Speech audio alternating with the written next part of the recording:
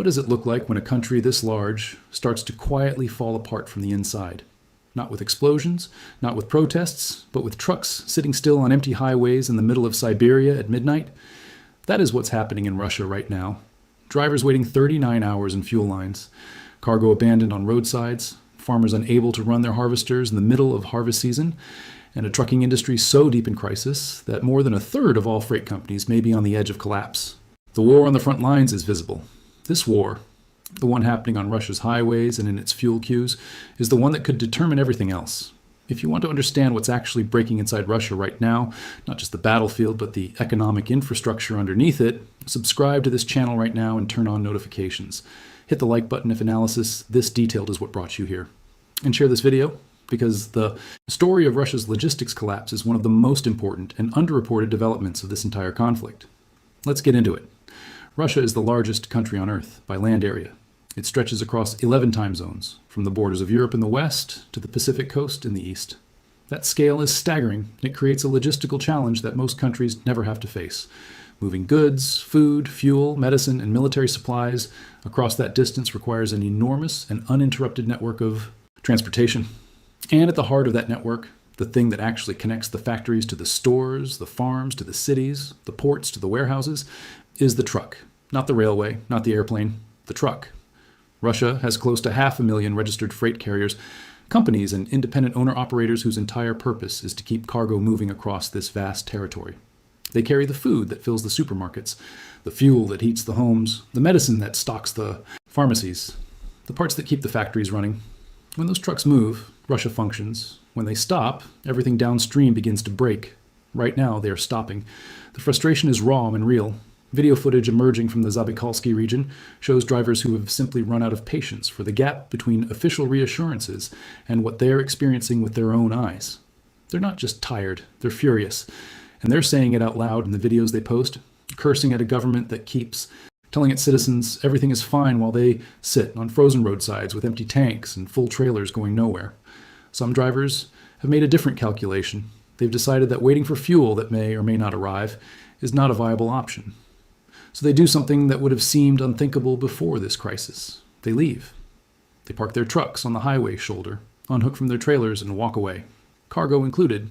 Agricultural supplies, factory components, consumer goods, sitting orphaned on the side of a road because the person responsible for delivering them has concluded that the job is no longer possible. For Russia's agricultural sector, the timing couldn't be worse.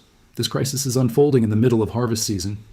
Farmers need fuel to run their combine harvesters. Without it, crops sit in the fields going past their optimal harvest window. One farmer's video, which spread across Russian social media, showed him standing beside a stationary harvester, describing a situation so absurd it sounded medieval. That if fuel didn't arrive, they might have to bring the harvest in by hand, the way people did centuries ago. He wasn't being dramatic, he was being literal. When crops can't be harvested on time, the damage compounds quickly. First, the harvest is delayed, then some of it spoils, then the supply reaching stores drops, then prices rise, then families pay more for less. The supply chain consequences of a single fuel shortage in Siberia reach all the way to grocery receipts in Moscow and St. Petersburg. Official data has already confirmed the price spiral beginning. Between late May and early July alone, potato prices climbed by nearly 28%. Onion prices rose by a similar margin. Cabbage prices increased by close to 19%. These aren't exotic imported goods. They're the staples of the Russian diet. And the monthly food bill for a Moscow family reportedly jumped from around 35,000 rubles to over 43,000 in a matter of weeks. The Kremlin noticed. It dispatched formal warnings to more than 5,000 companies over what officials called economically unjustified price increases in the first half of 2025. When a government starts threatening thousands of businesses for raising prices, it's a signal that the price pressure is real, widespread, and moving faster than the state can manage through pressure alone. Independent polling has picked up something that should concern the Kremlin more than any economic forecast. The thing Russians say they worry about most is no longer the war. It's prices. The cost of food, the cost of fuel, the cost of living in a country pouring its resources into a conflict that is now sending shockwaves back into everyday life through empty shelves and shrinking purchasing power. Now let's look at what actually broke the trucking industry to get to this point. Because the fuel crisis was the final blow to a sector that was already badly wounded. The structural problems started with interest rates. To control the inflation generated by a war economy running far above its sustainable speed, Russia's central bank raised its benchmark interest rate to 21%. That number matters for trucking companies because the industry runs on debt. Loans to buy new vehicles, lease agreements to expand fleets, credit lines to cover operating costs between deliveries. At 21%, borrowing became crushingly expensive. Small and mid-sized operators couldn't afford to upgrade aging equipment, couldn't afford new vehicles, couldn't afford the working capital to stay competitive. Then came the scrappage fee, a tax on heavy trucks that climbed into the millions of rubles per vehicle depending on class, starting in early 2026 for a small trucking company already operating on thin margins. This wasn't a manageable additional cost. It was a potentially fatal one. Western sanctions compounded everything. The trucks that formed the backbone of Russia's freight industry, Scania, Volvo, Mercedes, relied on Western spare parts. When sanctions cut that supply chain, the parts stopped coming. Fleets aged, maintenance costs multiplied, breakdowns increased. And because replacement parts were either unavailable or prohibitively expensive through gray market channels, some vehicles were simply taken off the road permanently. This was the industry's condition before the fuel crisis hit. Already carrying high debt at crushing interest rates, already operating aging equipment with expensive maintenance, already squeezed by new government fees, already watching profit margins disappear. By the time diesel became scarce and expensive, thousands of companies were operating with almost no financial buffer left to absorb the shock. The numbers tell the story. Russian business publications reported that approximately 7,000 logistics companies entered bankruptcy or liquidation processes before 2025 even ended. That was already the highest bankruptcy rate the sector had seen in 17 years. And that was before the fuel queues started stretching for kilometers. Analysts working from conservative assumptions now estimate that more than 7% of all Russian freight companies could disappear entirely from the market in 2026 alone. More aggressive estimates suggest the sector-wide collapse could affect more than 35% of all carriers. Pause on that number for a moment. 35% of Russia's trucking industry teetering on bankruptcy. In a country where trucks are the circulatory system of the entire economy. In a country with 11 time zones and limited alternative transportation options. The scale of what this means for daily life, for industry, for the military supply chain is not easy to overstate. Before we go further, I want to hear from you directly. Leave a comment answering this question. Do you think Russia's logistics collapse will force a change in how the war is conducted, or will the Kremlin find ways to absorb the pressure? The most insightful answers get featured in future videos. Drop your take below. And if you haven't already, this is the moment to subscribe, because what comes next in this story connects the broken highways of Siberia directly to what's happening on the front lines. The specific geography of this crisis matters enormously, and it centers on one corridor that holds everything together. Russia has one primary east-west land connection. The Trans-Siberian Corridor, the world's longest railway at roughly 10,000 kilometers, running from Moscow to Vladivostok, handles over half of Russia's entire foreign trade by volume. But the railway only goes between major terminals. It doesn't go from a farm to a warehouse. It doesn't go from a warehouse to a hospital. IT doesn't go from a factory to a retail store. That final connection, and what logistics professionals call the last mile, is always a truck. This means the railway and the highway network are not alternatives to each other. They are interdependent. The railway handles the bulk long-distance movement. The trucks handle everything before and after. Take away the trucks, and the railway becomes a system that can receive cargo but can't distribute it. The supply chain seizes at both ends. The specific choke point where this is most visible is the China corridor. Having lost Western markets to sanctions, Russia has restructured its entire trade architecture around China. The two countries recorded $245 billion in bilateral trade in 2024, a record that Putin publicly celebrated. The land-based leg of that trade runs almost entirely through the Zabaikalsk-Manjuli border crossing, the busiest land crossing between the two countries. Pressure on that crossing has become so intense that both governments have signed an agreement to build a second railway track specifically to increase capacity. But even with expanded rail capacity, the fuel crisis is degrading throughput.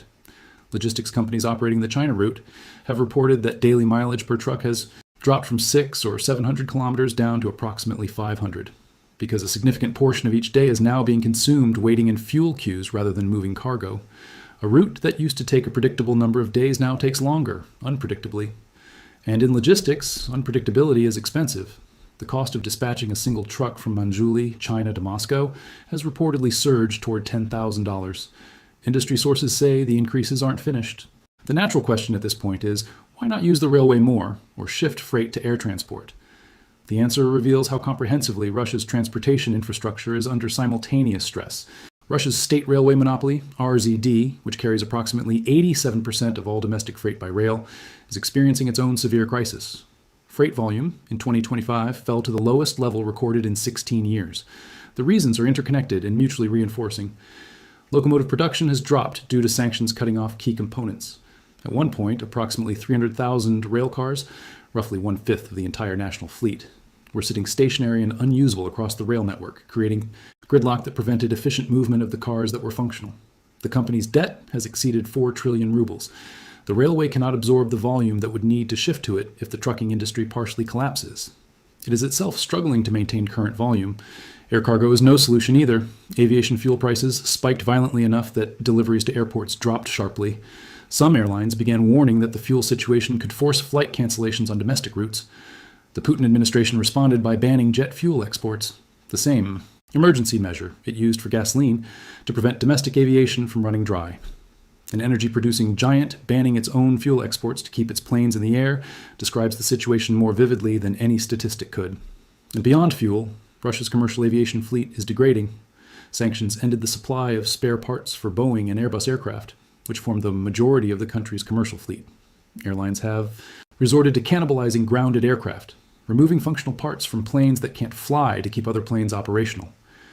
Ukraine's drone campaign adds a further complication. Russian airports face periodic shutdowns due to drone threats, making air freight schedules unreliable in ways that defeat the purpose of using air transport for time-sensitive cargo. The middle corridor through the Caspian Sea and Turkey exists and is being used for some freight, but its capacity is a fraction of what Russia's total trade volume requires. Border crossing bottlenecks and cost escalations have already emerged on these routes. They are relief valves, not replacements.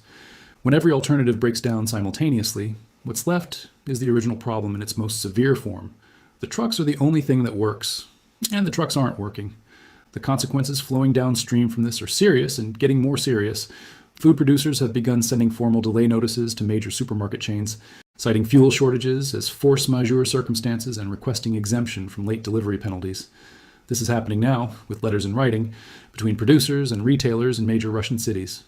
The supply chain failure is no longer hypothetical. It's showing up in corporate correspondence. Medicine is another dimension of this crisis that deserves serious attention. Russia imports virtually all of its active pharmaceutical ingredients, the raw materials from which medicines are manufactured, from China and India. Even before the logistics crisis escalated, medication shortages had been documented across the country. Antibiotics, basic IV saline solutions, and other fundamental medical supplies were becoming difficult to find in some pharmacies and hospitals. Every stage of getting medicine from a foreign manufacturer to a Russian patient depends on trucks at some point in the chain. Port to warehouse, warehouse to distribution center to pharmacy or hospital. When trucks are unreliable or unavailable, that chain breaks. For most cargo, a delay means inconvenience or financial loss. For a patient on insulin or a hospital managing a serious infection, a delay in pharmaceutical delivery is a medical emergency. The military supply chain is under the same pressures, compounded further. An army's operational effectiveness depends on the continuous flow of ammunition, fuel, rations, and replacement parts to the front. Ukraine's campaign has specifically targeted Russian military logistics, fuel transport vehicles, supply convoys, ammunition depots, military. Equipment losses from strikes on logistics assets have been accelerating faster than Russia's production capacity can replace them. Sanctions complicate the sourcing of spare parts for military vehicles. And now the same civilian fuel infrastructure that was already under civilian pressure has less capacity to serve military needs as well. The front lines in Crimea and southern Ukraine are among the most logistics-intensive parts of the entire war, and they're being supplied through a chain that is stressed at every link. Now, a complete picture requires acknowledging what the Kremlin still has available to manage this situation. The Russian state has intervened with tools that are buying time even if they're not solving the underlying problem. Export bans on gasoline and diesel, the same instrument used for jet fuel, have been implemented to retain domestic supply. Russia has begun importing fuel from India, Belarus, and Kazakhstan to supplement production. The government has temporarily permitted the sale of lower-grade fuel specifications to extend supply. These are emergency measures, not structural fixes, but they have blunted the sharpest edges of the crisis and prevented it from becoming an immediate, complete breakdown. Market consolidation is happening as the crisis culls weaker operators. When small carriers collapse, their market share doesn't disappear. It gets absorbed by larger companies with stronger capital positions that can weather the storm. The industry shrinks and concentrates rather than disappearing entirely. That's painful for the companies and drivers who don't survive, but it means some freight capacity remains operational even as the sector contracts. Perhaps the most important factor in the Kremlin's favor is the one that's hardest to quantify: Russian society's historical tolerance for hardship. This is a population that has lived through the collapse of the Soviet Union, the hyperinflation of the 1990s, years of severe economic contraction. The collective memory of worse times provides a kind of psychological buffer. When state-aligned media figures remind audiences that their parents stood in food lines and survived, they're invoking a real cultural experience, and it resonates with a significant portion of the population. The absence of organized opposition also limits the political risk to Putin from economic discontent. There is no functioning political structure capable of converting widespread frustration into coordinated pressure for change. People adapt. They build informal networks, digital maps showing which fuel stations have supply, shared information about which roads are passable, community workarounds for the shortages the state hasn't fixed. It's a form of resilience that serves the regime's stability, even as it represents a silent indictment of the regime's competence. But here's the thing about the kind of crisis Russia is experiencing. The real danger isn't a sudden dramatic collapse. It's the slow, compounding, grinding erosion of capacity across every system simultaneously.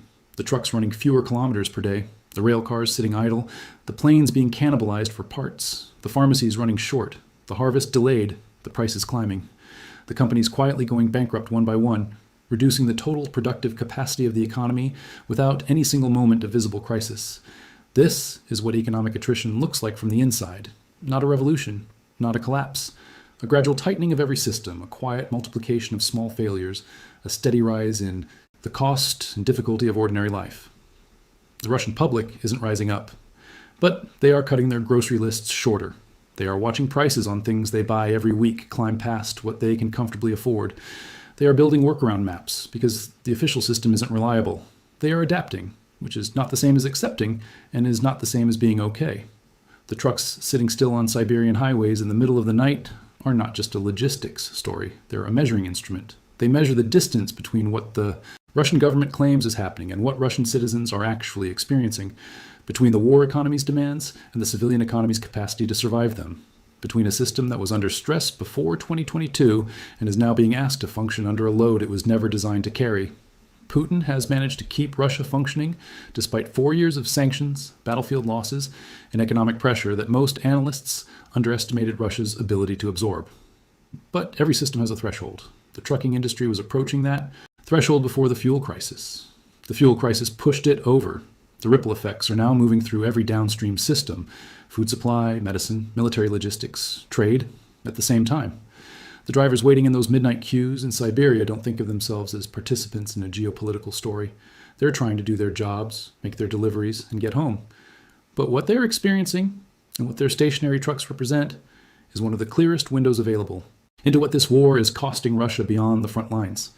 The cost measured not in territory or casualties, but in diesel and waiting hours and abandoned cargo and grocery receipts that keep getting longer. Russia is a country held together by the constant movement of trucks across distances most people can barely imagine. When those trucks stop moving, everything they connect stops too. And right now, across the highways and fuel stations and frozen roadsides of this enormous country, too many of them are stopped. That's the story. Not loud, not sudden, but real, documented, and accelerating. If this video helped you understand a dimension of this conflict you hadn't fully seen before, here's what I want you to do. Don't just watch and move on. Screenshot a moment from this video, share it to your story, and tag someone who needs to understand what's really happening inside Russia right now. That single action reaches people that the algorithm never will. The analysis on this channel is only as far-reaching as the people watching it decide to make it. Share it. Stay subscribed. And I'll see you in the next one.